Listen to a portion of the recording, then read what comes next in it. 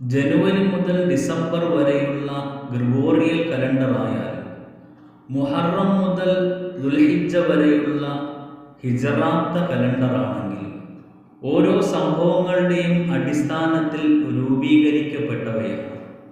ഈസാ നബി അലൈഹിസ്സലാമയുടെ ജനനത്തെ ആസ്പദമാക്കിയാണ് ക്രിസ്താബ്ദം രൂപീകരിച്ചതെങ്കിൽ റസൂലുള്ളാഹി സ്വല്ലല്ലാഹു അലൈഹി വസല്ലമയുടെ മക്കയിൽ നിന്നും മദീനയിലേക്കുള്ള ഹിജ്റയെ അടിസ്ഥാനപ്പെടുത്തിയാണ് ഹിജ്റാബ്ദം രൂപീകരിക്കപ്പെട്ടിരിക്കുന്നത്.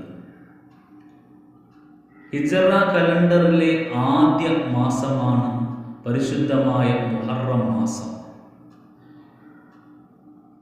ഇന്ന് പിറകാണുകയാണെങ്കിൽ ഞായറാഴ്ച, നാളെ മുഹറം 1, കണ്ടില്ല എങ്കിൽ മറ്റന്നാൾ തിങ്കളാഴ്ച മുഹറം 1 എല്ലാവർക്കും പരിശുദ്ധമായ 1446